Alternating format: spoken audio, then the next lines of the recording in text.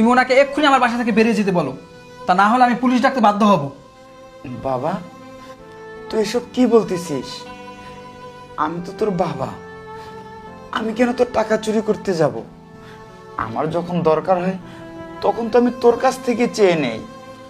চোরের মায়ের বড় গলা, তোমার মতো চোরের মুখে আমি বাবা ডাক শুনতে চাই না। তুমি বাসা থেকে নিজের ইচ্ছায় বের হবে, নাকি তোমাকে ধাক্কা দিয়ে বাসা থেকে বের করে দিব? তাবিন, তুমি আমার গায়ে হাত তুললে কেন? একদম চুপ করো, আর একটা কথাও বলবে না। তুমি পাগল হয়ে গেছো, তুমি উন্মাদ হয়ে গেছো। কখন কি বলছো, কখন কি করছো নিজেও জানো না। আরে জিসান, উনি তোমার জন্মদাতা পিতা, আর তুমি কি না নিজের বাবাকে চোর বলছো?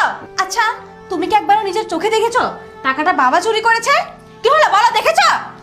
না, দেখিনি। টাকাটা তাহলে বাবা ছাড়া কে নিবি বলো? টাকাটা আমি চুরি করেছি। ডয়ার থেকে টাকা আমি সরিয়েছি, আর আমি টাকা সরিয়ে বাবার হাতে দিয়েছি। আচ্ছা একটা কথা বলো তো জিসান, বাবা তো তোমার কাছে কখনো বেশি কিছু আবদার করতে আমি দেখিনি। ওরা তো তোমার নিজের বাবা, তাহলে কেন ওনার প্রতি এত অবহেলা জিসান? উনি যখন তোমার কাছে 200 টাকা চায়, তুমি সাথে সাথে ওনাকে মুখের উপর বলে দাও, বাবা আমার কাছে কোনো